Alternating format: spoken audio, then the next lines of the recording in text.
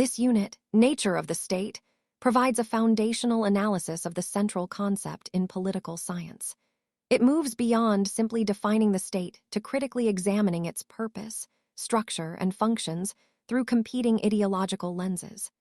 The unit progresses from the classical definitions to the contrasting roles envisioned by liberal, Marxist, and neoliberal perspectives, culminating in a discussion of how the state's sovereignty and function are being profoundly transformed by the forces of globalization. Unit 1 Nature of the State Structure 1. 0 Learning, Outcome 1.1, Introduction 1.2, Defining the State 1.3 Changing Perspectives on the Nature of the State 131 Liberal Perspective 132 Marxist Perspective 133 Neoliberal Perspective 1 4 Bringing the State Back in.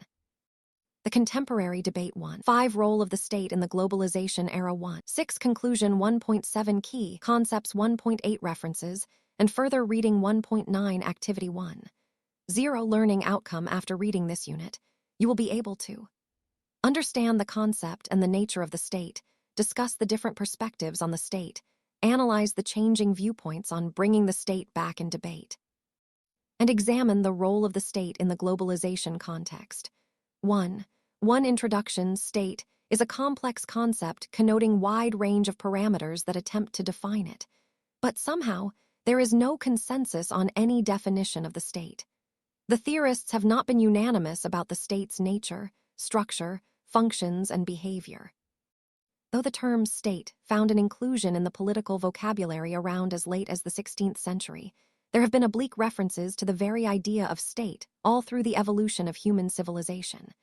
Be it codified laws, shared norms, kinship, chiefdom, political system, sovereign authority, or divine monarch, these terms have hinted at some or the other form of governance which came to be gradually defined as the state.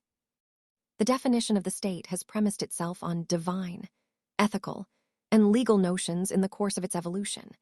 Many scholars feel that it is impossible to theorize any phenomenon, such as family, culture, law, religion, and ecology without a reference to the state.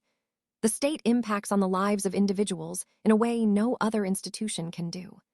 This unit will examine the concept of the state and different perspectives from which to analyze the state as an evolving phenomenon. It will highlight the contemporary neoliberal perspective of the state against the backdrop of globalization, besides touching upon the liberal, Marxist, and other pertinent viewpoints. As this is the first unit of this course, it will try to build a theoretical background for the subsequent one. Units where the discussions will center around the relationship of the state with public administration, market, civil society, and other non-state actors, as well as the allied issues and challenges. 1.2 Defining the state has been considered as a problematic institution. The theorists are unable to decide when states first arose or what states actually are. The trajectory of the state involves a long and checkered journey, from tribal city states of Greece and Rome feudal societies, absolutist sovereign states, to fascist states, communist states, and welfare states. Some define the state in terms of morality, while others see it as an instrument of exploitation. Some regard it simply as an aspect of society, still others as a synonym for government. The state has even been viewed as a unique and separate association, which stands apart from social institutions. There are also metaphysical and quasi-religious interpretations of the state. Some point toward the legitimacy of the state, while some to the character of power it enjoys. Yet, we must define the state in order to grapple with its so-called problematique. If politics is all about who gets what, when and how, then the state becomes the executive agency for the same. In simplistic terms, the state could be defined in terms of its most basic features of territoriality, population, government, and sovereignty. For a better comprehension, all these elements need to be analyzed in the present context of globalization. We will discuss these later in this section. The state may be defined as a system of relationship which defines the territory and membership of a community, regulates its internal affairs, conducts relations with other states, and provides it with identity and cohesion. It consists of institutions and processes which are extremely various and complex, presiding over different spheres of the community, which distribute different social goods according to different principles. Jordan, 1985. On the other hand, states may also be viewed more macroscopically as configuration of organizations and actions that influence the meaning and methods of policies for all groups and classes in society. The state to the statists is prescient, omnipotent, and even arbitrary as in this perspective. The society is seen as non-resistant, inactive and submissive. C. Chandhoke, 1995. Among the many questions which provoke debate on the state, avers Bob Jessup, 1990, is the state itself best defined by its legal form, its coercive capacities, its institutional composition and boundaries, its internal operations and modes of calculation, its declared aims, its functions for the broader society of its sovereign place in the international system. Is it a thing, a subject, a social relation, or simply a construct which helps to orientate political action? Is statelessness a variable, and if no, what are its central dimensions? What is the relationship between state and civil society, the public and private, state power and micropower relations? Can the state be studied on its own? Should it be studied as part of the political system, or can it only be understood, and if so, what are its sources and limits? Jessup feels that any general definition of the state would need to refer to the state discourse as well as state institution. Not all forms of macropolitical organizations can be termed as state-like, nor can the state simply be equated with governments, law, bureaucracy, a coercive apparatus, or another political institution. The state indeed is a contentious concept in political theory, observes Neera Chandhoke, Op. Cit. As any inquiry into the state is value-laden. Political theorists have been preoccupied with conceptualizing a state, which could be capable of realizing conditions favorable to human nature, but no definition ever has been able to capture the state in its entirety. It is extremely difficult to define the state. David Easton has spoken about the futility of conceptualization of the state, as in his view, it just leads to needless debates and a kind of conceptual morass. In fact, Easton has claimed that scientific political theory requires clarity, and therefore it is better to abstain from using the term state altogether. In 1981, however, he did change his stance and commented that many of our thoughts that had been polished off a quarter of a century ago have now risen from the grave to haunt us once again, cited from C.F. Hoffman, 1995. Nikos Poulantzas has described the state as an indecipherable mystery. John Hoffman, Ibid. Maintains that although Poulantzas argues that the state seeks to maintain the cohesion of a class-divided society, he does not tell us what the state actually is. The definition of the state as institutionalized political power is circular, since what is political is never identified independently of the state.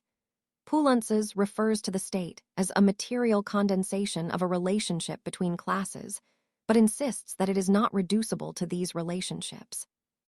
Nietzsche has described the state as the coldest of all cold monsters, the institution which tells lies in all the languages of good and evil. C.F. Hoffman, Ibid. In the words of John Urry, 1981, the state could be classified as a parasite serving the interests of the influential. It could be described as a mystification for only apparently representing general interests of economic base responding to and developing forces of production. The state is an ideal collective capitalist, standing alongside capital and sustaining its pattern of accumulation. Some scholars like Nozick go on to contest the very need of the state. Nozick says that the fundamental question of political philosophy, one that precedes questions about how the state should be organized, is whether there should be any state at all. Why not have anarchy? It has been observed that since the anarchist theory, if tenable, undercuts the whole subject of political philosophy, it is appropriate to begin political philosophy with an examination of its major theoretical alternative. According to Nozick, in an anarchy, pressed by spontaneous groupings, mutual protection associations, division of labor, market pressures, economies of scale, and rational self-interest, there arises something very much resembling a minimal state. Carlson, 2002. We will read more on Nozick's views in Unit 5 of this course. In the words of Christopher W. Morris, 1998, emphasis added, the state is characterized in terms of a number of interrelated features, namely, continuity in space and time. The state is a set of political organizations whose institutions endure over time, transcendence. The state's institutions do not constitute it. They are its agents' political organization. These are institutions through which the state acts authority. The sovereign is the ultimate source of political authority in its territory allegiance. Citizens owe allegiance to the state, and the state has a strong loyalty towards them. 3. Primarily, as we mentioned earlier, the state can be understood through an analysis of its basic features of territory, population, sovereignty, and government. This means that a state exists in a geographically identifiable territory within which there exists a population, many of whom could be classed as citizens. The modern state overawes all other powers within a given territory through its institutions of bureaucracy, judiciary, and military. Within the given territory, the state claims hegemony over all other groups and associations through its sovereign government.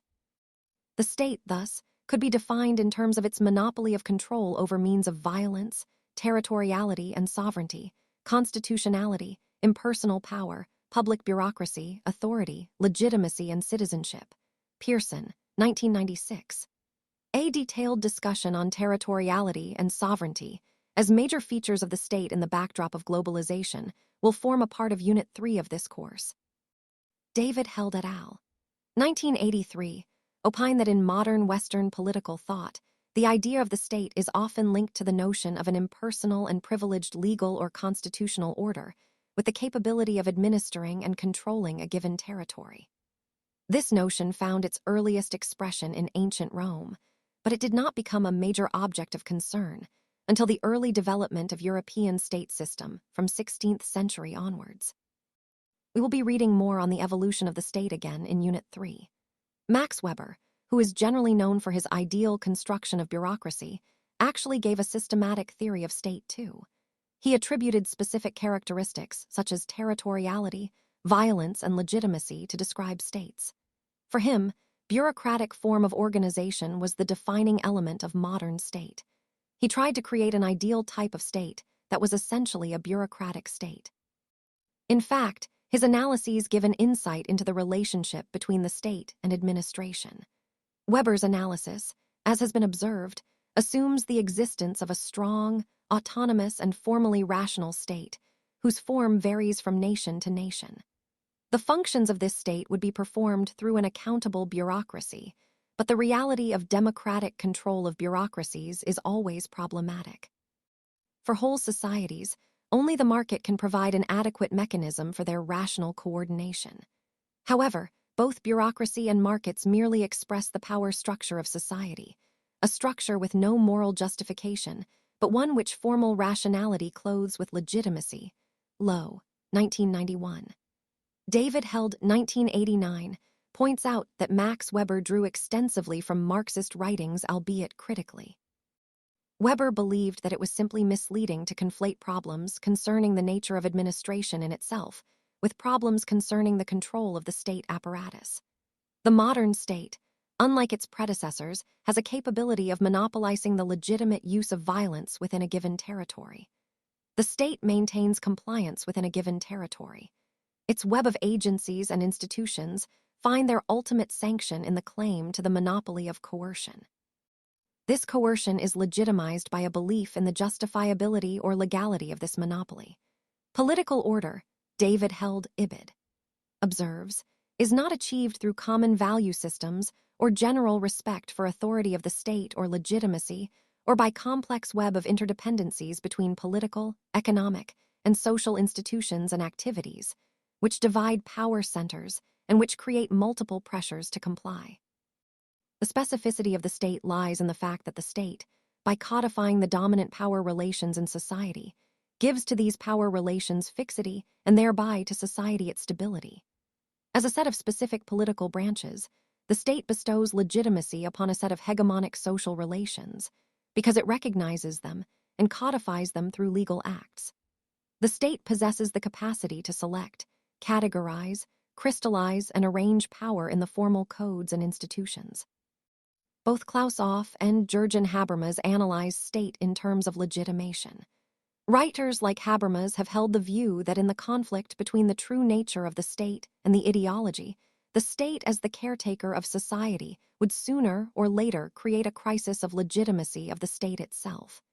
As per Jürgen Habermas, increased state activity in economic and other social relations is one of the major characteristics of contemporary capitalism. In the interests of avoiding economic crises, government and the state shoulder an increasing share of the costs of production. But the state's decisions are not based merely on economic considerations. Thus, the capitalist state must act to support the accumulation process and at the same time act, if it is to protect its image, as fair and just to conceal what it is doing. If mass loyalty, compliance to laws, rules, etc., is threatened, tendency towards a legitimation crisis is established. Cf. Held, et al. Op. Cit. 4. The legitimacy of the government depends on how they exercise the power of the state and what ends do they promote. The question of legitimacy is connected with the nature of soft states. See Gunnar Myrdal, Asian Drama, an inquiry into poverty of nations, 1968, that are unwilling to coerce people in order to implement declared policy goals such as collecting taxes, punishing evaders, etc., and also the hard states, which coerce the people to comply with the policy directives, e.g. military dictatorship. In reality, every state is a mix of the two extremes.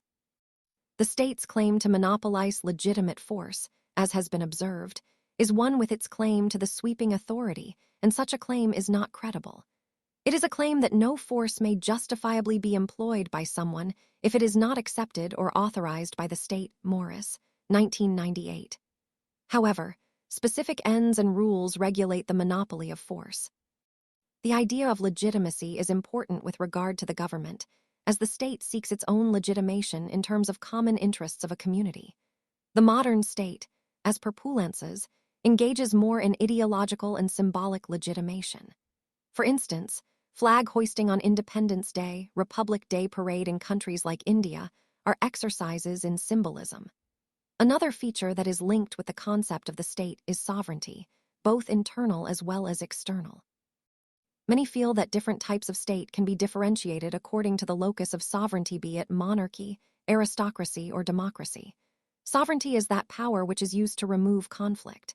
It is the defining characteristic of the state. See David Held, 1989, Op. Cit. Sovereignty for Rousseau is inalienable and indivisible, but is vested in the body politic. He differentiated the sovereignty of people from that of governments. Sovereignty is held in abeyance when the government is in power, with legislature being supreme. In fact, early liberals such as Hobbes, Locke, and Rousseau have extensively written on the nature of the sovereign, that is bound, and the nature of sovereignty that could be unlimited. In order to further comprehend the sovereign nature of the state, we will discuss their views in some detail later in our next section. From the 16th century, states in Europe came to take for granted that their survival depended on absolute control over a bounded, territorial space. Sovereignty was imagined as the unifying soul, inscribed on the landscape and population within the state's territory, which was protected and extended by a centralized military and economy under the control of the absolutist sovereign, whether crown or parliament. Opolo and Rosso, 1999. Unit 3 will deal with the nature of feudal and absolutist states in detail. As the modern state came to be more highly developed, the problematic of instituting sovereignty shifted. Sovereignty came to be seen as residing in the population of a territory and not in the ruler. This popular sovereignty positioned the sovereign as protector of a separate private sphere consisting of the market economy and sphere of private conscience. In terms of popular sovereignty, the state was conceived as a creation of pre-existent people, either as its useful property or as its expression. Several writers like Jean Bodin in the 16th century and Thomas Hobbes in the 17th century have argued that the sovereignty of the state had no limit in principle and no need for justification outside itself. The state was not confined to administering traditional laws, but could create new laws. Hobbes sets clear limits to the operation of the principle of sovereignty, stating that there are many areas with which the state should not be concerned. This question of the limits of the new sovereign power was taken up by Locke, Montesquieu, and Kant. What was emphasized was that the state was only one association amongst many to which individuals belong in a civil society, and that it did not have an exclusive claim over them. Gradually, certain things like freedom and happiness became indispensable to individual autonomy, and governments were withheld from infringing them. Gamble, 1981. 5. Sovereign statehood thus depends on territoriality, fixed locations, and supreme authority over land and space. But the pivotal role of the state in globalizing capitalism has at the same time threatened this very characteristic of sovereignty. If we look at the developments in the post-1970 period, it becomes clear that the traditional meaning of sovereignty vis-à-vis territoriality has undergone a change. Since the 1970s, the International Monetary Fund, IMF, the World Bank, and the World Trade Organization, WTO, have enforced more authoritative measures on the monetary and fiscal policies of less developed member countries. The Structural Adjustment Program has forced these countries into reforms and deepened their dependency on globalizing corporations. Farazmand, 2002. David held et al. Op. Cit. Observe that it is more cogent to view political communities sociologically as overlapping networks of interaction, rather than geographically as bounded territorial totalities. The difficulties of coming to a judgment about the modern state are compounded when one examines it in relation to the system of nation-state and the interconnections of the world economy. It has been pointed out that the notion of nation-state that emerged with the struggle against feudal and despotic monarchies is fast disappearing. The process of globalization has brought with it new issues and challenges for the notion of sovereignty. Globalization is an ideology coming from the center of the system that asserts, there is today an international community that is independent of nation-states, and Roman II, the nation-states, have lost the autonomy to define their national policies, having no alternative but to follow the rules and constraints imposed naturally by global markets. Bresser Pereira and Carlos, 2003. Unit 3 of this course will further discuss this aspect. Some scholars believe that there is a real crisis of nation-state. Sudipta Kaviraj, 1995, in the context of India, observes that there could be a crisis of nation-state. The central contradiction of the history of Indian national state seems to be between the logic of economic development and logic of political identities. Economic change, through centralizing state and the homogenizing market, powerful bureaucracy, massive managerial and professional middle class, understands the advantages of large entities like the commodities and labor market.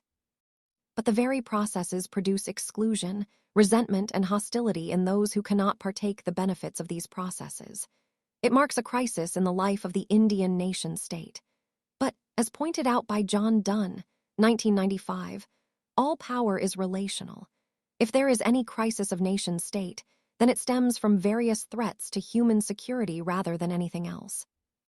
The assumption that the emergence of global civil society and increasing levels of interstate interactions have eroded sovereignty is not quite correct. Closer international cooperation among states is in itself an exercise of state sovereignty. Concerted action does not necessarily weaken states. Rather, it can strengthen them by creating more stable international interactions. Moreover, globalization without effective and robust multilateralism is bound to lead to crisis because markets are neither inherently stable nor equitable. Thus, nation-states clearly drive the entire framework for global interaction. In brief, globalization does not reduce the role of the nation-state, but redefines its functions. Bertucci and Alberti, 2003. In fact, globalization makes nation-states more strategic. A purely market or a fully state-coordinated economy has never existed in history. Bresser Pereira and Carlos, Op. Cit. 6. The growth of the state, points out Nils Carlson, Op. Cit., is one of the most remarkable features of the 20th century. In all Western democracies, the state has become bigger and bigger, both in relative and absolute terms. Typically, these modern states, the so-called welfare states, are characterized by various types of distributional systems, regulations, and high levels of public expenditure. In some of these countries, public sector expenditure amounts to over half of the gross national product, and taxes sometimes take over half of the incomes generated in the society. Even some of the individuals, most private spheres have become penetrated by the state. These societies have become more and more politicized. We have to thus examine the nature of state in the present globalization context. In the parlance of public administration, the executive arm of the state would mean the organizations constituting the system of governmental institutions. Over here, public administration is conceived as the key output linkage of the state towards civil society. Peer, 1995. The different perspectives to the study of the state could form the basis for analyzing the state. The deluge of viewpoints on the state is, however, unable to capture the vast canvas of its nature and scope. The empirical evidence on the working of state apparatus, nevertheless, defies the influence of any single predominant perspective. Let us now discuss some of these viewpoints. 1. 3 CHANGNGPRSBCVS on the nature of state. The idea of modern state, sovereign internally and externally, with supreme jurisdiction over its territorial space, was the subject matter of normative political theory till it was eclipsed by the rise of behavioralism. C. Mukherjee and Ramaswamy, 1999. As per Neera Chandhok, Op. Cit. The aspirations of behavioralist political scientists held sway all through the early 19th century. They believed that politics should comply with the norms of an objective, value-free, and accurate science. This resulted in the exclusion of all those concepts, which could not be accommodated. The major casualty was the concept of state. The social upheavals and the political unrest in the late 1960s in many capitalist countries, the disenchantment with the nationalist project in the Third World, dismay over the political excesses of the post-colonial era, and the denunciation of the excesses of Stalinism brought the state back into political theory. Around the late 1960s, political theory resurrected the concept of the state and endowed it with a theoretical prominence and an empirical identity that it had not enjoyed since the early decades of the century. The study of the state has been looked at from various perspectives that gauge it in terms of parameters of individualism, egalitarianism, and universalism. In fact, the plethora of viewpoints to study the state conflates its defining features even further.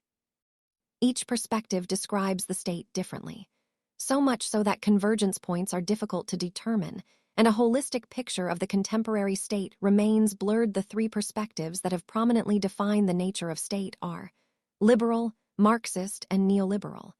Units 4 and 5 of this course discuss them in detail. Over here, we will simply gloss over the varied viewpoints. 1. 3. One liberal perspective. Different thinkers have described the evolution of state in their political theory through the lens of liberal perspective.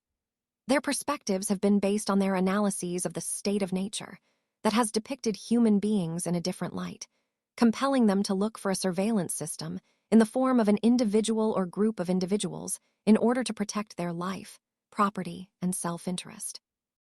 All evolutionary theories of the state show that individuals have surrendered their privileges and powers in order to create a state-like institution for their defense, protection of property, and promotion of liberty, as well as for a smooth provision of goods and services. Liberalism developed as a distinctive form of ideology that accepted the state only insofar as it could be justified by a rational discourse, appealing to universal standards of human nature and justice. Liberal thought supported the rule of law, as it would protect citizens best from arbitrary rule and leave individuals free to pursue their own private lives and accumulate wealth and property. The early liberals, John Locke, Montesquieu, David Hume, Adam Smith, James Mill, and Jeremy Bentham accepted democracy because it was the best way to protect individual liberty from growing power of the state. Liberals first believed that the right to vote and to hold office would be restricted to those individuals who owned a certain amount of property. But 19th century liberals, such as John Stuart Mill and Alexis de Tocqueville, expanded the definitions of equality, freedom, and democracy. Opolo and Rosso, Op. Cit. The new classical liberals such as Vilfredo Pareto, Max Weber, Emil Durkheim, Ludwig von Mises, and F. A. Hayek also advocated a drastic reduction in the role of the state to that of maintaining a free market in goods and labor. However, these thinkers, for instance, Pareto divested the market mechanisms of most of the moral advantages that the earlier liberals had talked about. The utility of the market lay in its being a less corruptible and more neutral mechanism than democracy for revealing individual preferences and achieving the optimal degree of satisfaction. Bellamy, 1993. The Austrian school, von Mises and Hayek, insisted on the analytical priority of macroeconomic theory and denied its validity, questioning all governmental attempts to interfere in the economy. Max Weber's perspective on the state, about which we have read earlier on in this unit, was in consonance with the Austrian school. The liberals, towards the end of 20th century, tried to combine the liberal values of liberty and equality with a concern for social justice, keeping in view the requirements of efficiency. John Rawls and Robert Nozick wrote on these lines, "It is from this premise that the neoliberal or the new right philosophy takes over Ibid." Emphasis added. Talking of the early liberals, it can be seen that thinkers like Thomas Hobbes were the first to comprehend the nature of public power as a permanent, sovereign, rightful, and authorized representative to exercise powers. Hobbes saw human relationships as those of mutual suspicion and hostility, and attributed this predicament to human nature. As a result, the individuals surrendered all their powers through a contract to a third party who was not a component of the contract, but nevertheless received all the powers that were surrendered. It created a monist state and a government at the same time. John Locke's state of nature was a state of perfect freedom and equality. But since he did not rule out the possibility of disputes among individuals, a rational and limited agreement, which assured obedience for the preservation and enhancement of life, liberty and property was envisaged. In fact, it was the social character of property that enabled Locke to defend a minimal state with limited government and individual rights. C. Mukherjee and Ramaswamy, op. cit., and David Held et al., op. cit. The state of nature in Jean-Jacques Rousseau's writings comprised individuals guided by instincts of self-preservation and compassion. For Rousseau, vanity among human beings and difference in property and possessions led to conditions of inequality. Civil society degenerated into a state of war, and a social contract ensued. He propagated participatory democracy instead of representative parliamentary government. Rousseau's conception of self-government has been among the most provocative, challenging at its core some of the critical assumptions of liberal democracy, especially the notion that democracy is the name for a particular kind of state, which can only be held accountable to citizens once in a while. C. Held et al., op. cit. Jeremy Bentham believed in greatest happiness for greatest number of people. He regarded the notion of modern state as an ideal. State was a legal entity with individualism as its ethical basis. He stipulated happiness and not liberty as the end of the state, and called for institutions that would support the legal system, namely bureaucratization of public service and legalization as a continual process. 8. Accommodating change and diversity. In fact, utilitarianism is one of the most influential schools of modern liberalism. Mukherjee and Ramaswamy, op. cit. It will be appropriate to mention Hegel's views on state over here. For him, the state represented universal altruism. State was an ethical entity with no element of coercion and fear. He perceived the state as an end in itself. He did not distinguish between private and public spheres. Bureaucracy was the most important component of the Hegelian state. Hegel actually modernized the idea of the organic state to fit the atomized market society that had developed in the beginning of the 19th century. In the words of Hegel, extreme poverty was an inevitable concomitant of a system of production based on private property. Such a highly atomized and conflictual society could not be expected to hold together without a strong and institutionalized expression of structures that could carry out the functions of government. The state was thus woven into civil society. C.F. Lowe, op. cit. Adam Smith, a staunch liberal, is often cited as the authority for advocating laissez-faire and state minimalism. He thought of the state as performing pertinent functions of defense, protection from injustice, and erection of public works and institutions. But beyond that, the state had to be confined and restrained. Liberal thought sustains itself on this premise. Even though the liberals started off with laissez-faire, they moved on towards restrained state intervention over time. It was John Stuart Mill who deviated from the classical economic theory of laissez-faire and advocated optional areas of state interference. He visualized the state as a moral institution concerned with promotion of virtue and excellence in an individual citizen.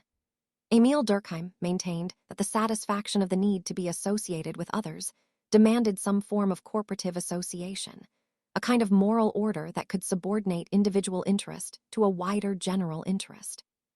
He looked forward to the reemergence of the corporations in modern society as non-territorial, occupationally bounded institutions, extracting discipline from their members.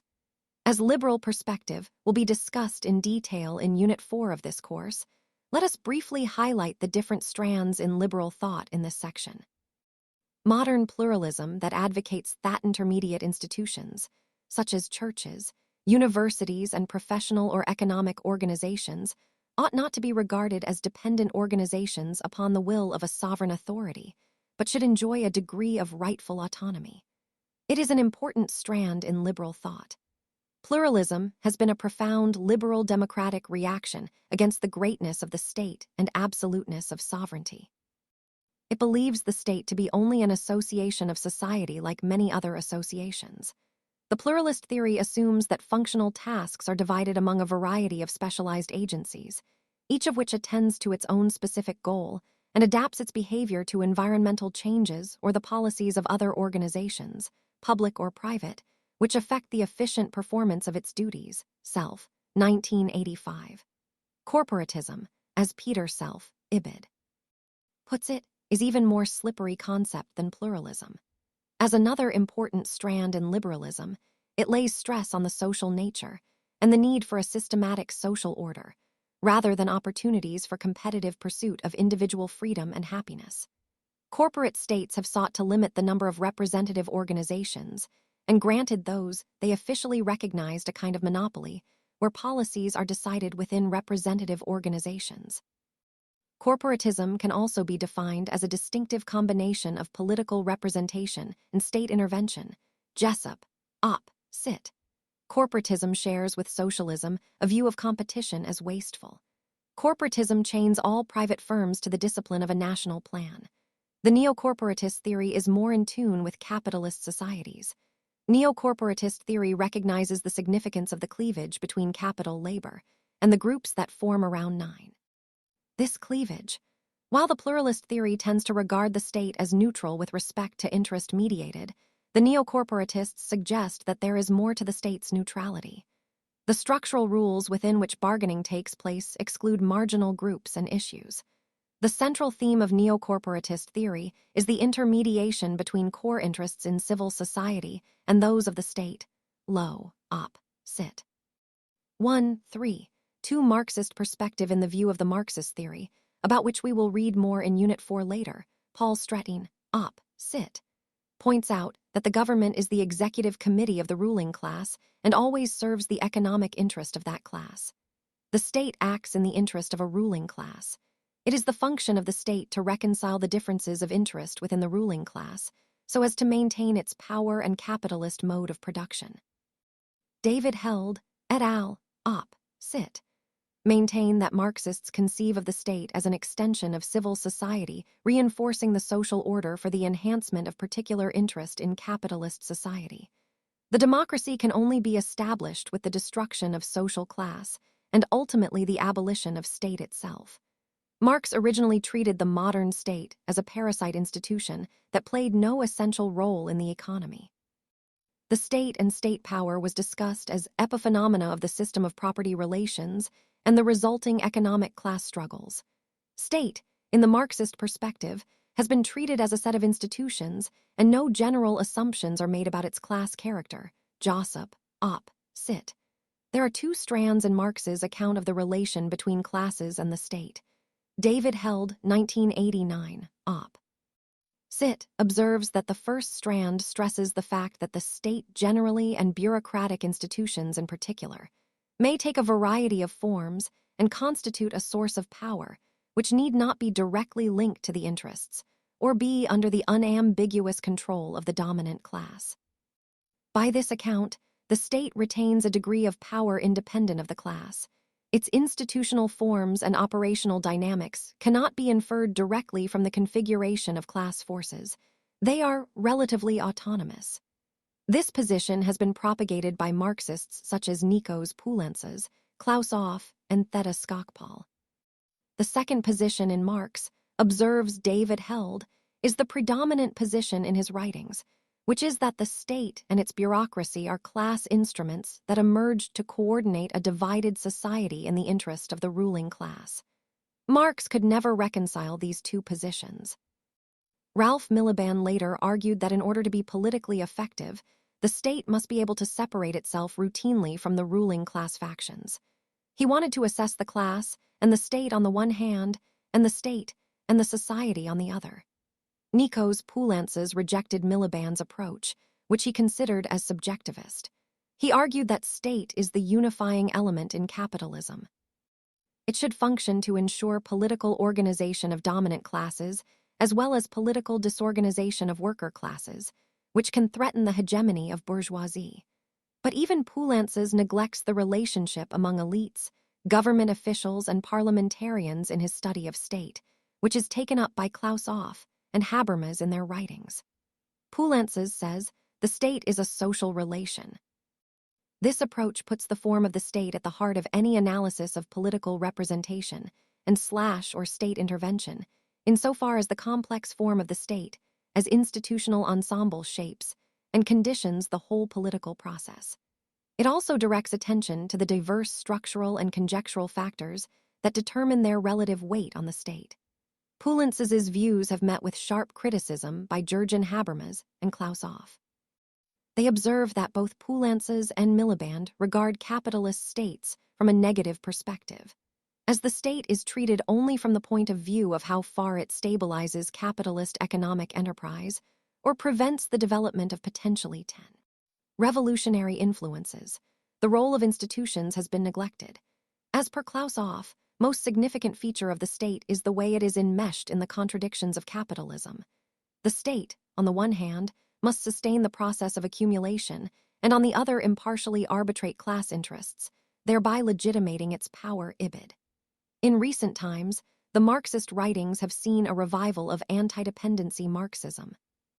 As per the Marxists such as Bill Warren, predatory state acts in its own interest and that of the powerful pressure groups. There is no place for disinterested, benign, altruistic government policies in state-led economies.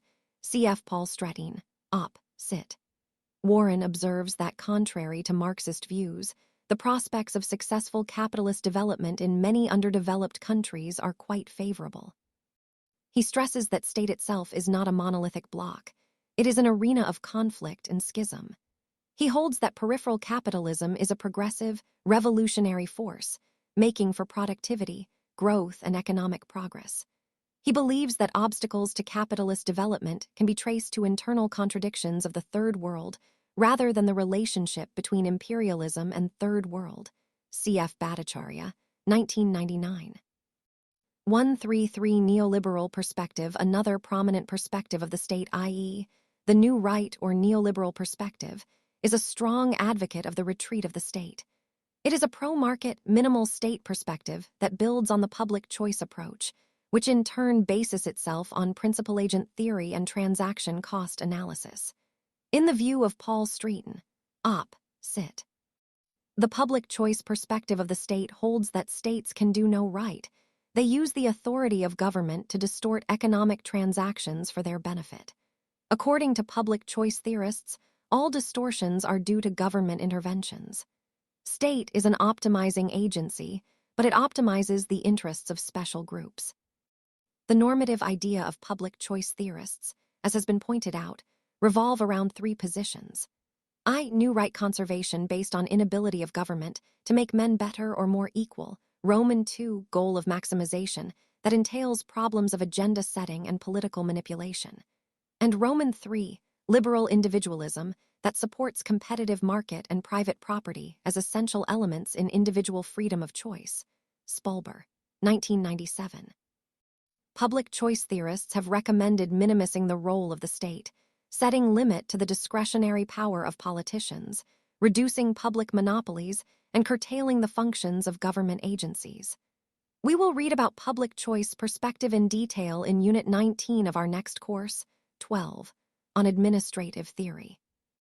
Drawing from the public choice analysts, neoliberalism presents the late modern condition as a deterritorialized world, as a national system of absolute free trade in which state boundaries do not act as barriers to the flow of goods and services around the globe.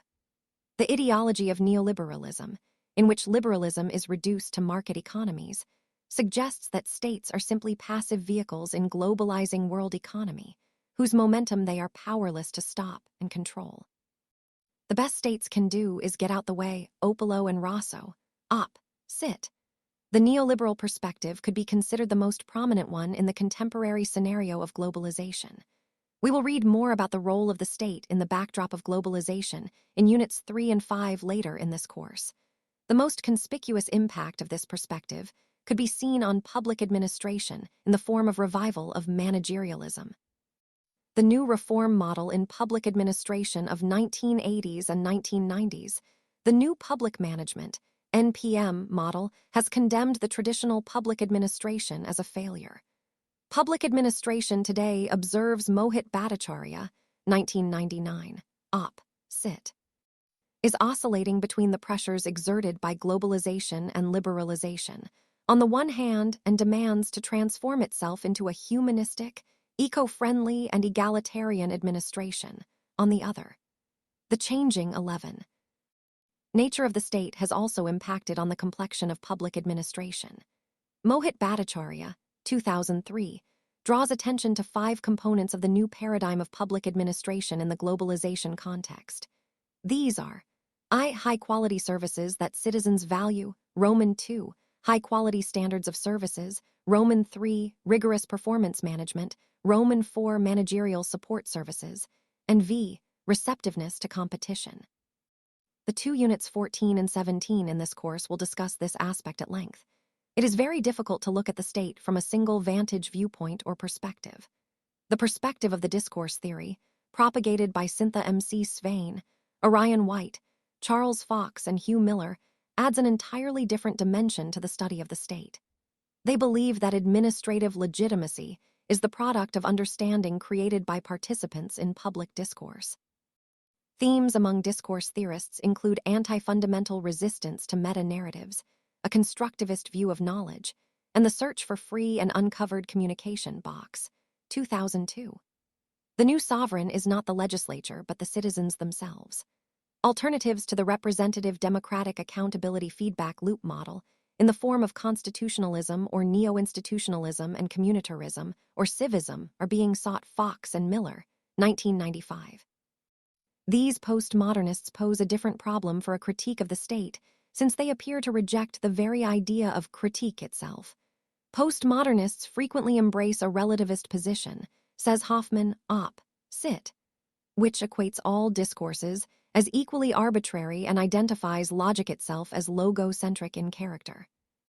Down with rationality, long live nihilism, but a nihilist stance not only makes a serious critique of the state impossible, it also contradicts postmodernist support for pluralism and self-activity.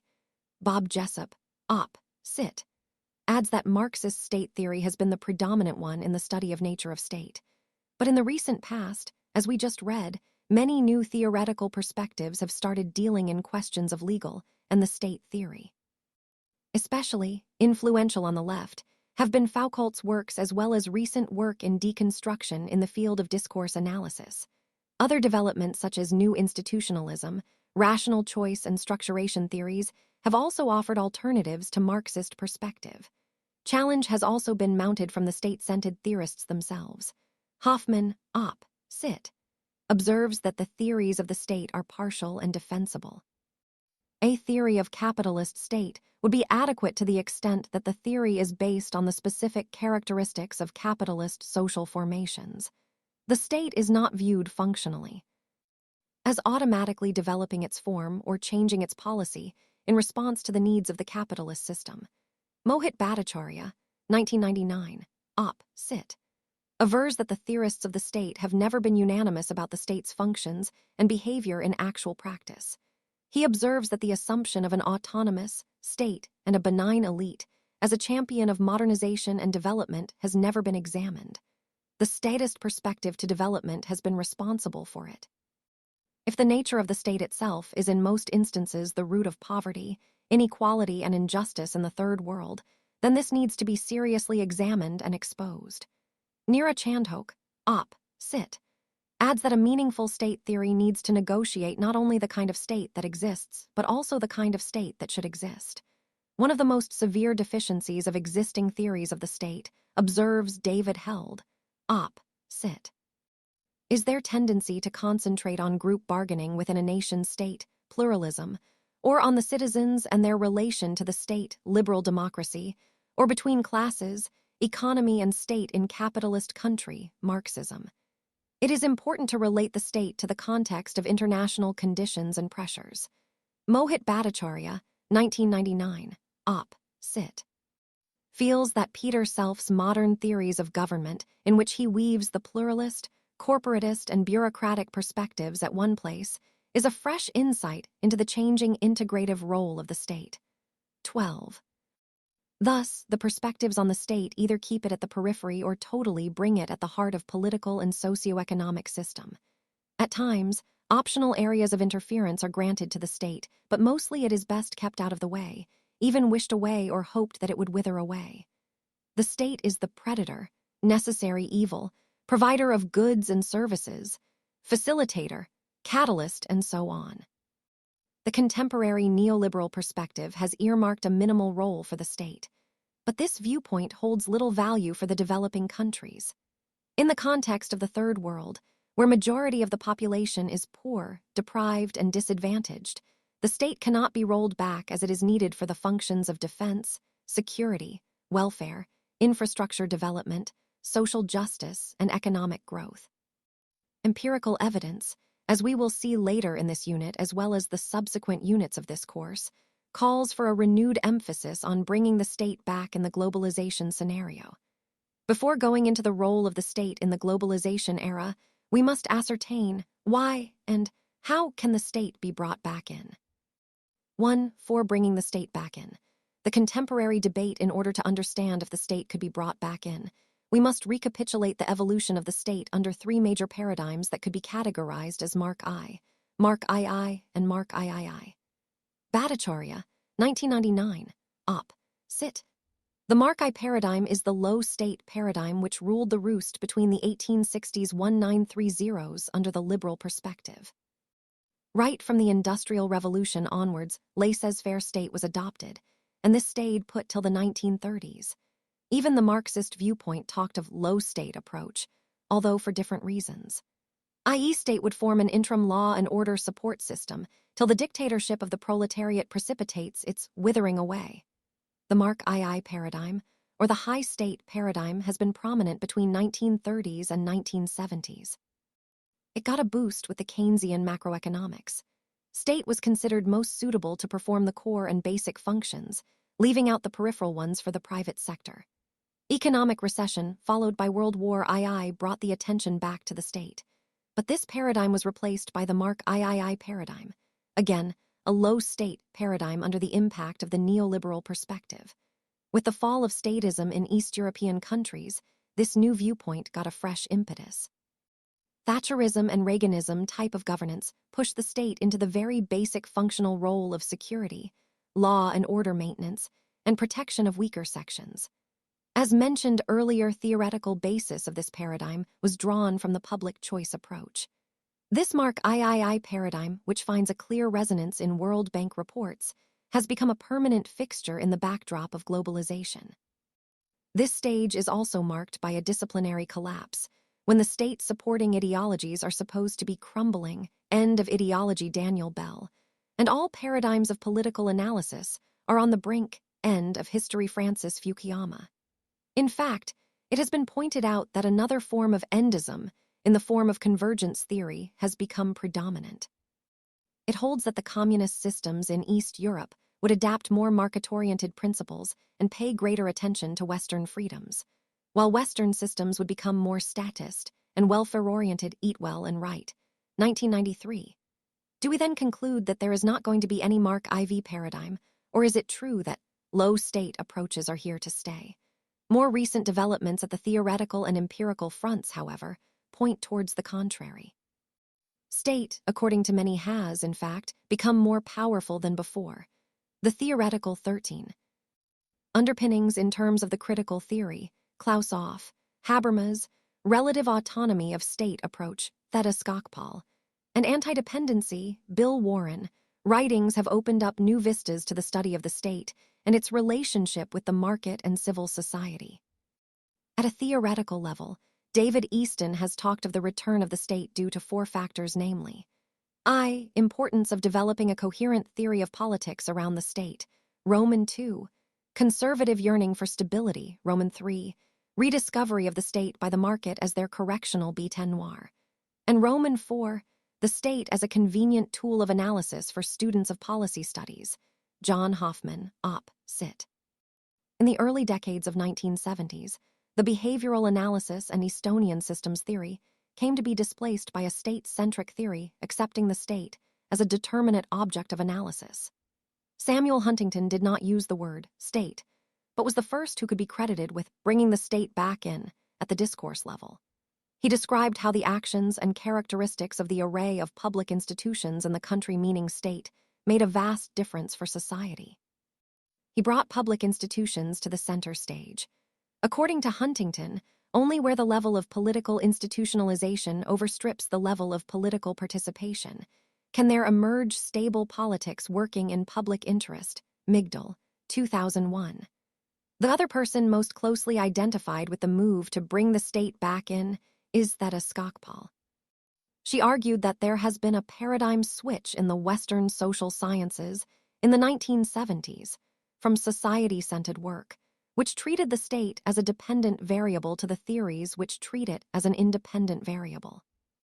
As per Skocpol, the state derives its autonomy from I. The needs rooted in geopolitical factors and the dynamic of interstate systems, Roman 2. Its domestic responsibilities for law and order, Roman 3. The activities of political managers, and Roman 4. Periods of crisis. She adds that the overall pattern of state structures influences group formation, interest articulation, and political capacities. C.F. Jessup, Op. Cit. Thus, bringing the state back in has also been seen as a timely return to institutionalism and to the basic concern of political analysis, for instance, the social basis of power and the ethical dimension of politics. At the same time, the state-centric political analysis has tended to silence autonomous societal action. Both modernization theory and dependency theory had suffered from ethnocentricity in the sense of directing the Third World towards the model of the developed West.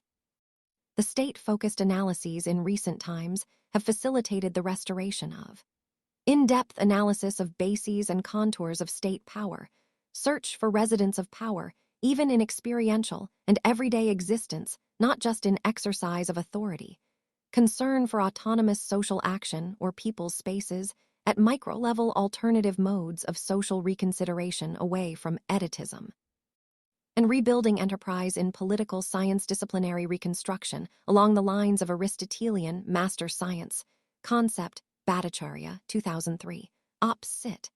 14b. Guy Peters, 1994, rightly observes that the public sector is difficult to control and even more difficult to roll back. As the state is rolled back in some ways, it almost inevitably must roll forward in others. Government is a big business and continuous to grow.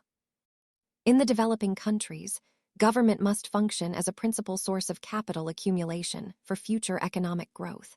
In the developed economies, government plays an important role in promotion of human capital.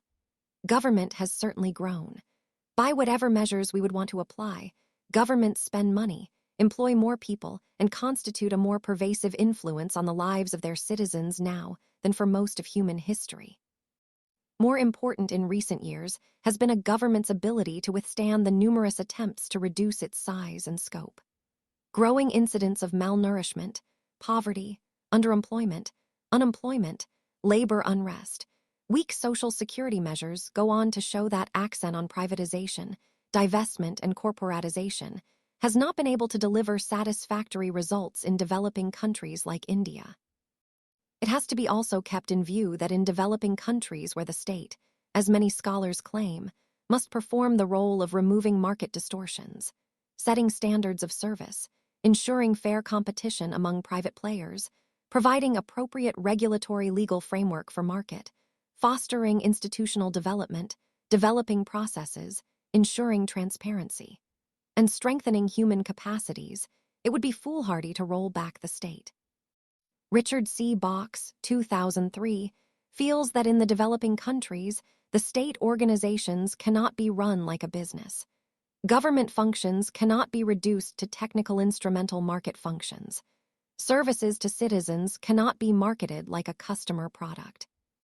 Even the Western liberal ideas, which earlier downplayed the significance of state, have started acknowledging the need to take into view the positive aspects of governance, such as creating effective legal, judicial, and regulatory mechanisms, ensuring transparency, evolving market-friendly forms of state intervention, and mobilizing human resources in pursuance of public policies. The state is in no way retreating. The public choice approach that had challenged the very basis of government itself has drawn flack from different quarters. As per Bhattacharya, 1999, Op. Cit. Integrative communitarianism and not methodological individualism is what the third world is seeking. Prabhat Patnaik, 2000, observes that to see the new package as entailing a retreat of the state is seriously misleading. It does entail a retreat of the state from its role as a producer and investor, which means a rolling back of the state capitalization of the earlier development strategy. But it underscores an alternative role of the state as supporting the position of large capital. Even in Thatcherite Britain, with its commitments to a neoliberal economic strategy and its declared hostility to tripartism, trade unionism, and social charters, we find powerful counter-currents pushing towards more state intervention and more cooperation between capital and labor in precisely those areas where pure market competition and open class antagonism generate heavy costs for capital accumulation. Jessup, Op. Cit. In fact, some critics feel that the state is in danger of becoming a police or nanny state once again. In UK, for instance, in addition to a plethora of tough laws already in place to combat terrorism, illegal immigration, and a variety of social problems, a new regime of even tougher laws is in the offing. The Hindu, December 2004. Modern state, as a benign entity, appears mythical in view of its infusive, security-obsessed, and repressive character. John Dearlove offers a similar critique of society-centered approaches from a British viewpoint. For him, the state has been brought back in at least 5 different ways.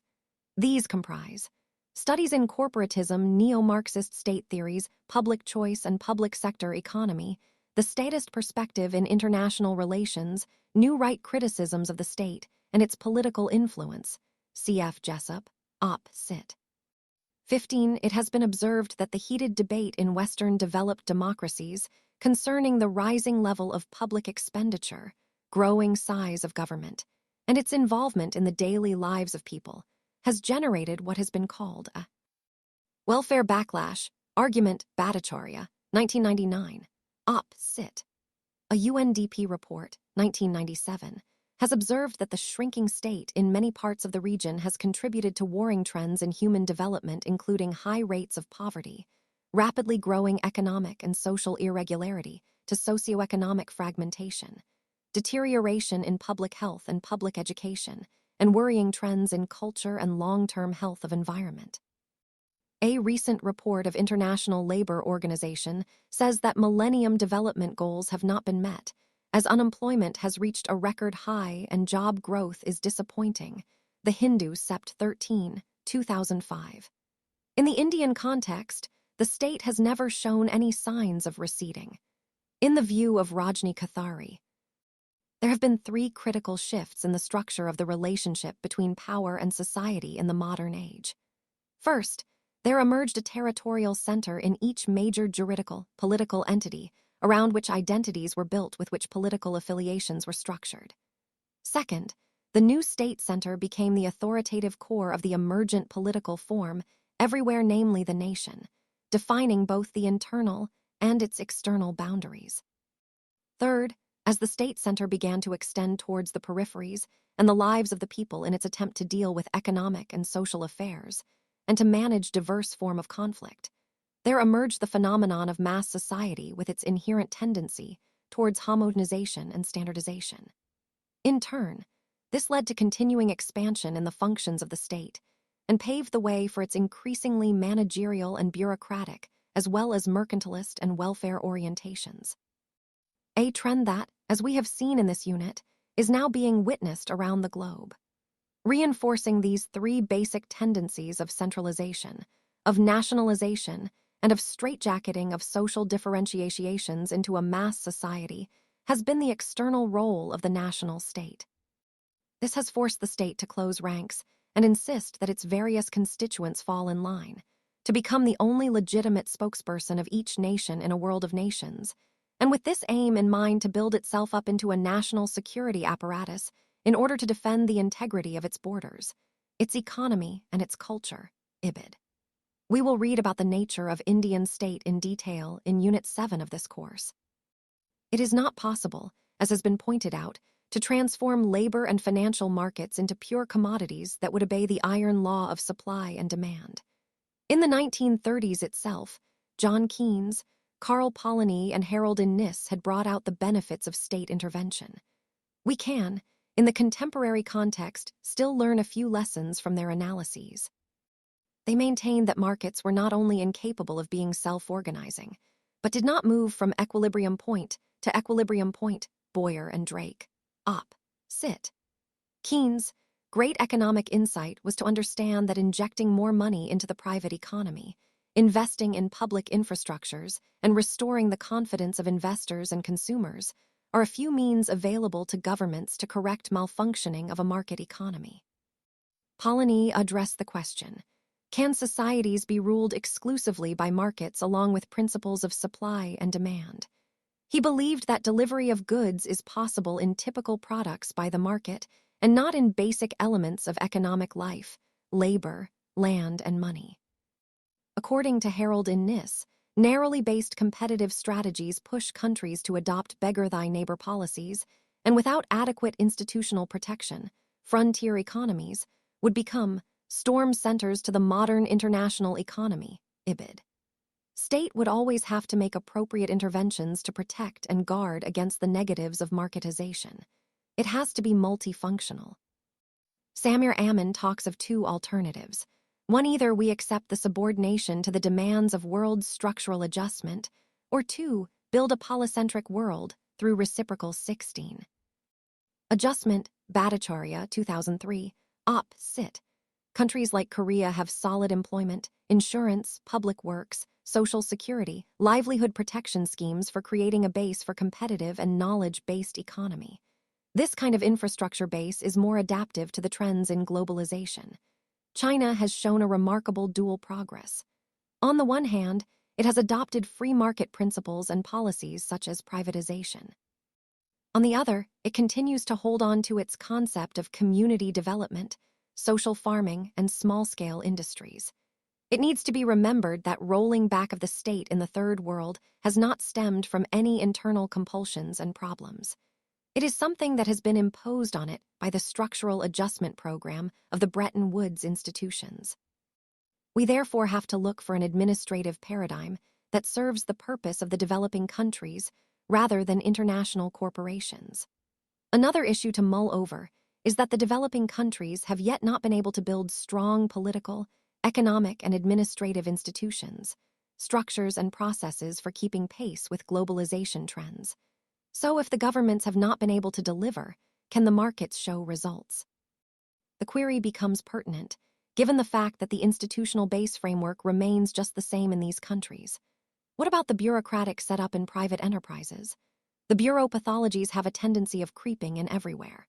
Thus, rolling back the state is a misplaced strategy in the context of Third World, as the market-based state is not conducive for developing countries where fairness, equity, and justice are the parameters for efficient delivery of goods and services.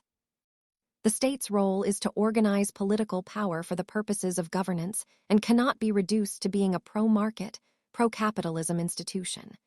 In the regulation perspective, the welfare state is of fundamental importance in maintaining social solidarity. It provides the institutional glue without which preservation of national identity is impossible. Boyer and Drake. Op. Cit.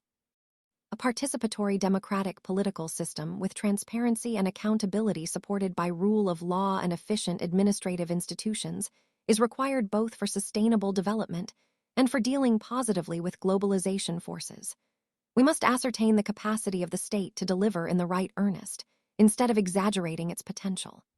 The grand rhetoric of states and the expectations about state capabilities, says Joel S. Migdal, Op. Cit., have obscured the failures of public institutions and policies.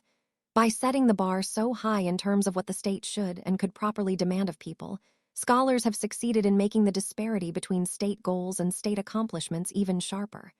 Actually, the issue is not about either state or market. The issue is not of substitution of one with the other. Both are important and must positively collaborate. Paul Streeton, Op. Cit., has pointed out that issue is not to have the state off our backs and let there be markets. The real issue is to have a strong state with an expanded agenda, differently conceived and implemented. In the debate over market versus state, real states fall under neither monolithic type nor are impervious to pressures of rational and altruistic policies. According to common sense theory, state neither optimizes public welfare nor self-interest. It compromises attempts to resolve conflicts, manages bargaining between groups, and occasionally leads. A discussion on the role of the state in the backdrop of globalization would further explain its role of conflict mediation and network management. 1. 5 Role of the state in the GLOBALSATION context, 17. For more than 2 decades, globalization has been changing the rules of the game for nation-states, as we read earlier on in the unit. The traditional role of the state as a protector and promoter of the interests of the disadvantaged has also come under the impact of globalization forces, as many other social, economic, and political institutions are beginning to take responsibility for dealing with the so-called disruptions in society.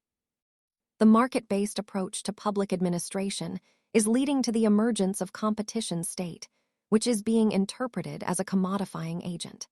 We can thus infer from the preceding discussion on the state that, during the last decade or so, its nature has changed beyond recognition as a result of metamorphic changes in the economic and political spheres.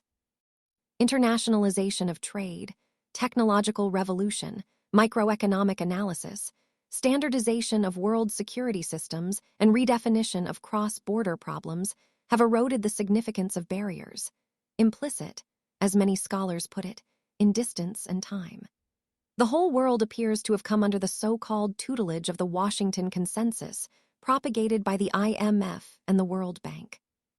The transition from a centrally planned state to a market-based economy has been subjected to several doubts being raised about the relevance and efficacy of the state in the globalization context, as well as the ways of striking a balance between the state, market, and society. It has been pointed out that globalization has an intense impact on the state's policies, institutions, and functionaries. The impact varies with the extent of economic condition of each state and the degree of exposure the state has to the process of globalization. Many critics feel that in the globalization context, the state becomes an agent, directly and openly promoting private enrichment through the sale of state property and resources at lower prices. The benefits accruing from the state policies on private investment, interest rates, trade, and commerce benefit only a privileged few. The negatives of globalization are often highlighted by the critics.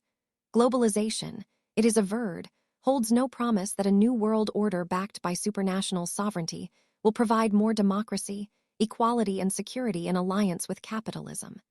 There remains a strong need for a correct mix of state, private, corporate, community, and individual responsibilities in blending capitalism with social democracy. Steyer and Erickson, 2000. Globalization process, though, has its positives, which cannot be overlooked. Globalization has shrunk spaces by forging new connections through information technology revolution. States within developing countries can now act as independent entities and pursue their agendas. The international bodies have brought to light the much sidelined issues of human rights, gender, sustainable development that touch a chord with the disadvantaged, poor, and weaker sections. State capacity is a necessary condition to use the opportunities provided by globalization to work in these areas and to protect and promote the interests of vulnerable sections of society. The state can play a critical role in alleviating poverty, protecting the environment, promoting human security, and ensuring social equity and ethics. Developed and strong states are more conducive to withstand the negatives of globalization.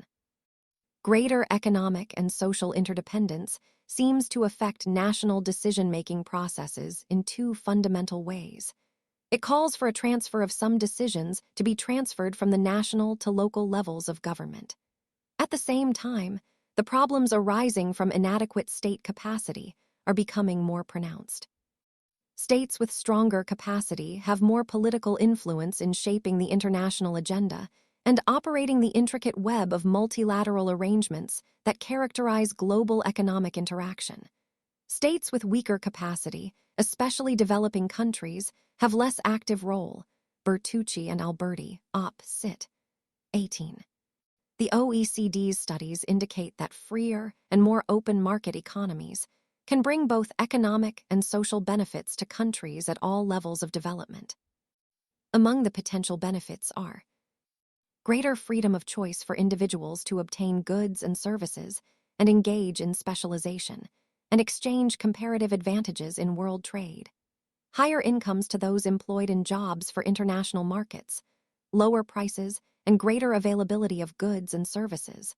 Opportunities to diversify risks, access to capital at lower costs, more efficient and productive allocation of resources, inward transfer of knowledge and know-how. The globalization process appears to be irreversible.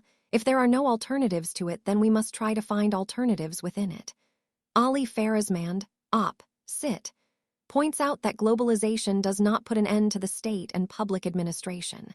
There is a new global challenge that broadens public administration's scope of research, practice, and teaching.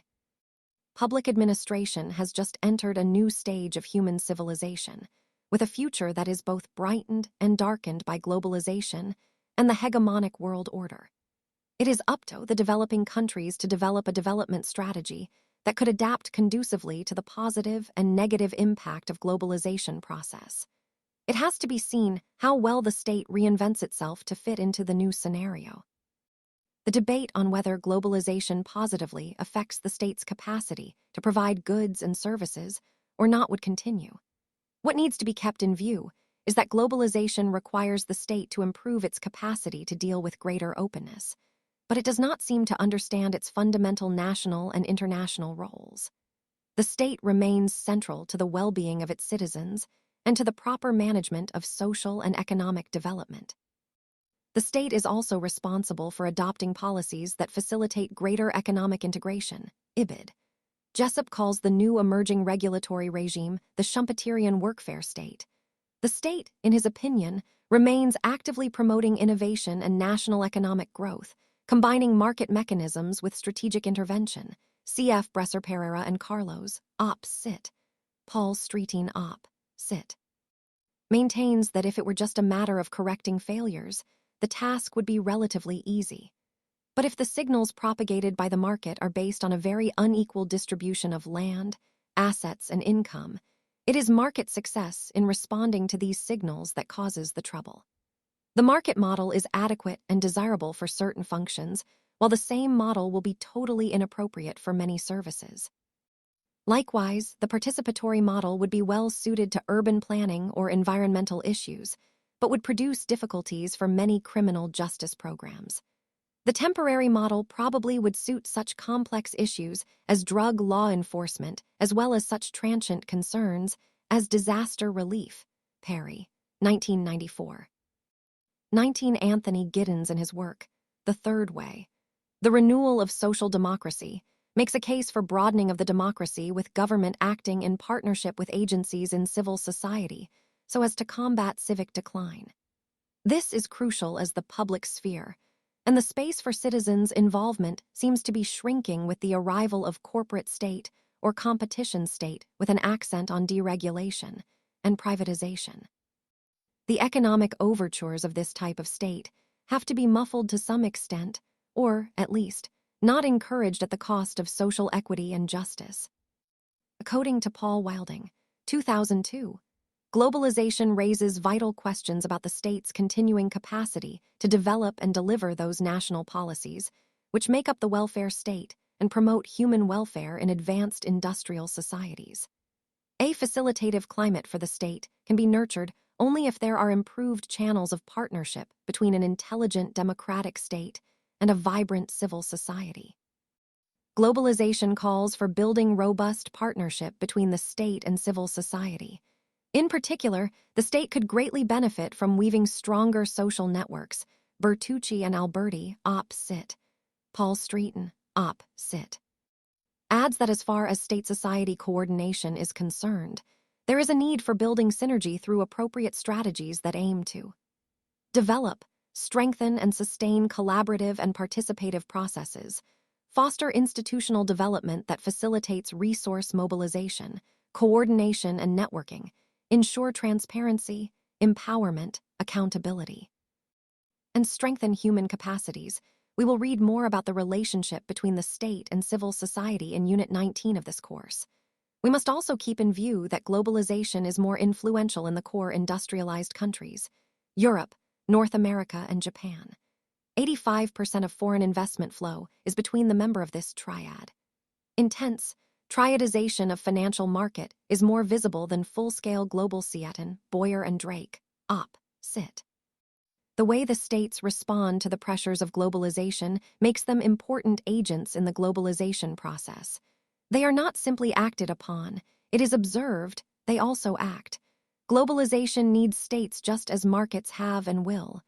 1. 6. Conclusion: the state is a difficult concept to define. It has had a checkered evolution. The different perspectives on the state bring out its need, relevance, and constraints.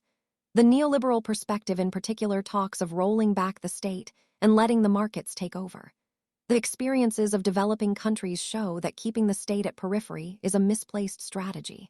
What is needed is a correct mix of state, markets, and non-state actors. By way of conclusion, we could ponder over the fact that the so-called retreating of state in many countries of the Third World has not mainly been an outcome of state failure of policies and goals, but rolling back of the state seems to be a global compulsion. Structural adjustment loans are being given by the World Bank on the condition that recipients liberalize, privatize, decentralize, and deregulate. State is in no way retreating in these countries, but has only taken on a new role of facilitating these.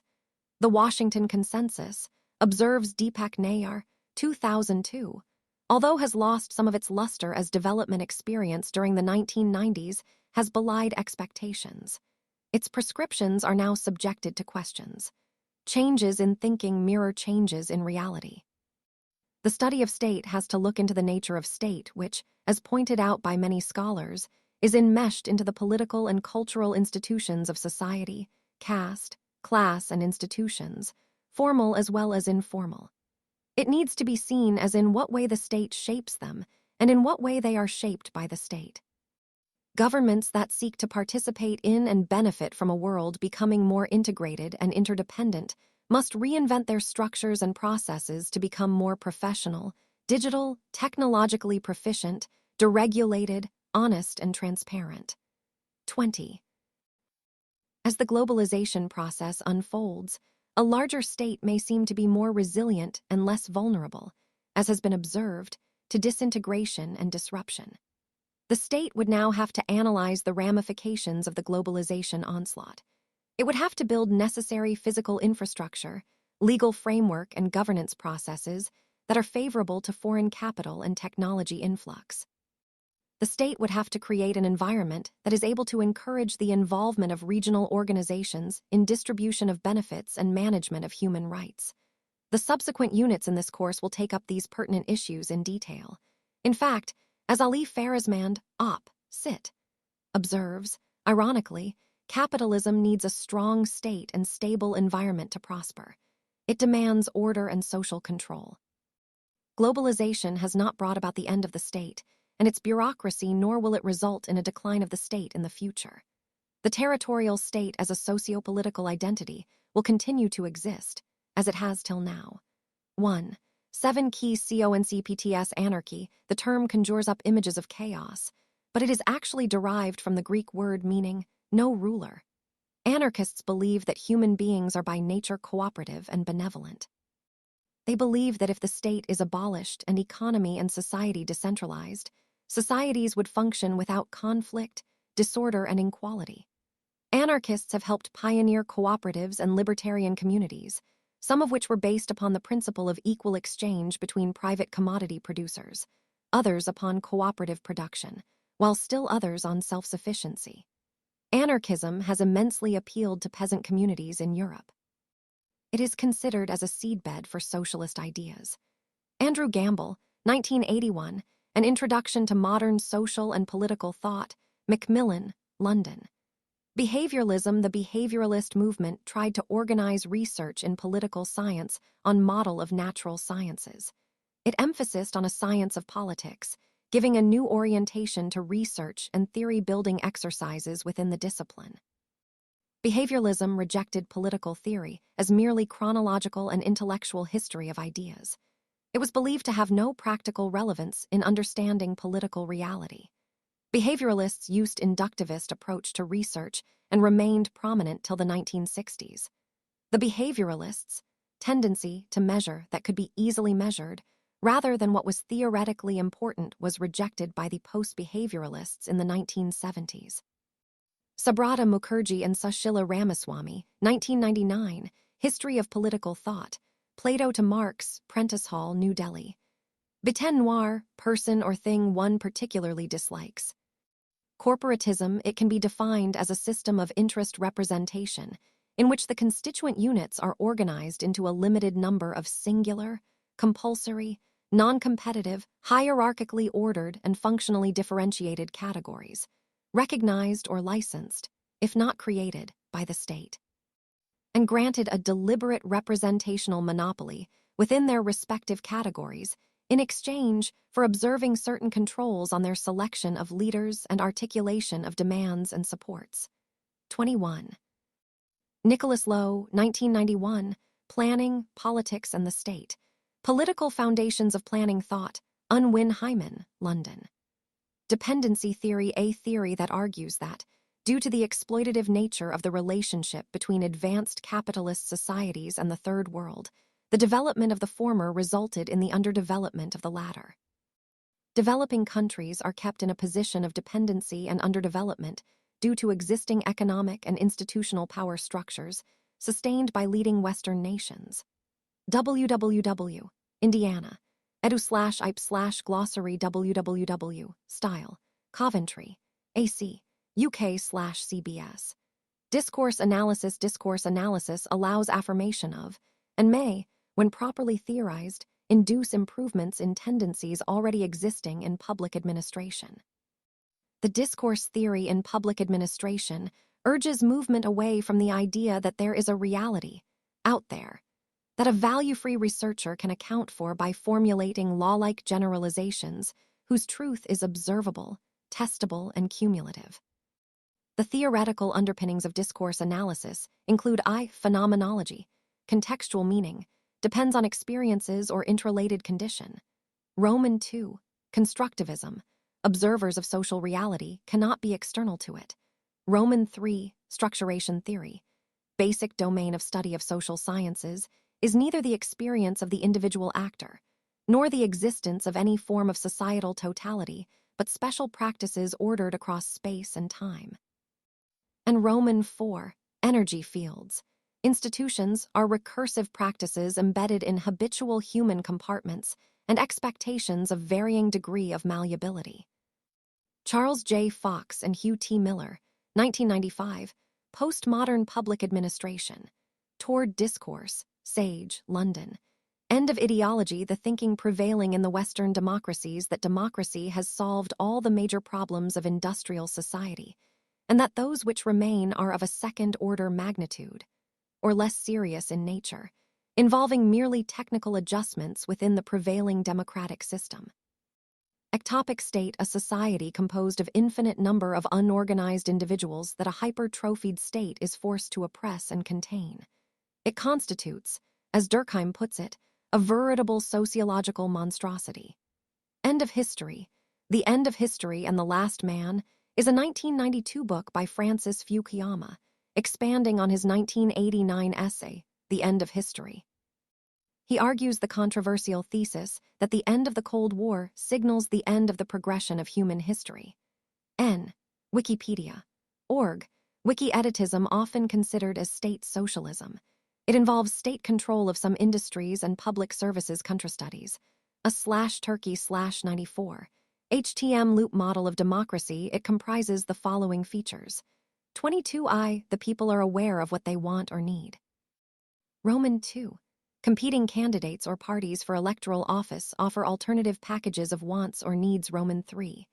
People choose a representative by voting which alternative package seems to best match their preferences. Roman 4. Coalitions of winning entrepreneurs pass laws reflecting the people's choice. V. A vigilant populace pays enough attention to the electoral process and the results. Roman 6. If satisfied with results, people will reward incumbents with their votes. If not, they will vote for alternative packages. Charles J. Fox and Hugh T. Miller, 1995. Op. Cit. Methodological individualism. It is one of the basic assumptions underlying public choice approach. It says that a rational man maximizes his utilities by I. Making decisions on the basis of self-interest. Roman 2. Ranking rationally and methodically all available alternatives. Roman 3. Collecting relevant information for minimizing risk and uncertainty. Roman 4. Selecting a maximizing strategy in order to maximize benefits. And V. Remaining within the units of lawful conduct. Mohit Bhattacharya, 1999. Second edition. Restructuring Public Administration. Essays in Rehabilitation, Jawahar, New Delhi. Nihilism. Nihilism literally means belief in nothing. As a philosophical position, nihilism is the view that the word, and especially human existence, is without meaning, purpose, comprehensible truth, or essential value.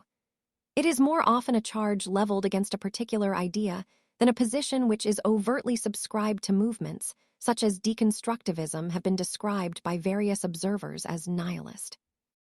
Nihilism diffuses revolutionary movement of the mid-19th century Russia that showed contempt towards authority and tradition and believed in reason, materialism, and radical change in society and government through terrorism and violence.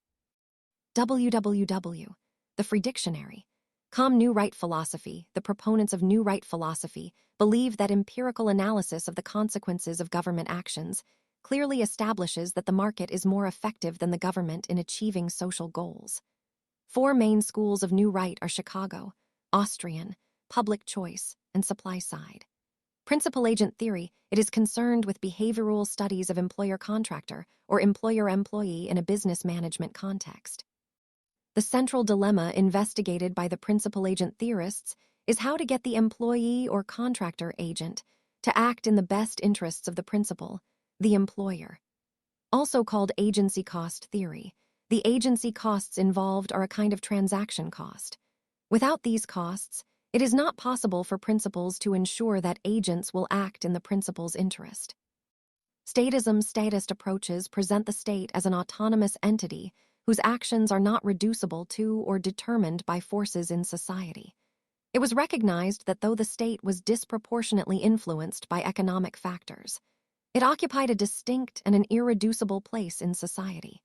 A whole new vocabulary was coined for the state 23 and its functionaries to describe their overwhelming power and autonomy from capitalist and working classes. The statists constructed a case for state-centric theory on the basis of a sustained attack on pluralist, structuralist, functionalist, and Marxist accounts of the state. Neera Chandhok, 1995, State and Civil Society, Explorations in Political Theory, Sage, New Delhi. Rule of law. It implies that government authority may only be exercised in accordance with written laws, which are adopted through an established procedure. As per Dicey's rule of law, no human being, rich or poor, influential or commoner, is above the law. All humans are equal before the law. N. Wikipedia. org/wiki/rule of law transactional cost analysis. It is a mode of analysis which emphasizes the costs associated with carrying out transactions and exchanges in the economic or political sphere. Such costs can lead to suboptimal outcomes. This type of analysis studies institutional arrangements in society that raise or lower transaction costs. Washington Consensus. The term was coined in 1989 by John Williamson to refer to the lowest common denominator of policy advice being addressed by the Washington-based institutions to Latin American countries. It called for a competitive exchange rate, which necessarily implies intermediate regime, since either fixed or floating rates can easily become overvalued. The term was misconstrued as reforms being imposed by Washington-based institutions, though all that it aimed was to introduce one-size-fits-all type of magic pill. The term has become synonymous with neoliberalism and globalization. It stresses on corporate governance, anti-corruption devices, flexible labor markets, trade agreements, financial codes, etc.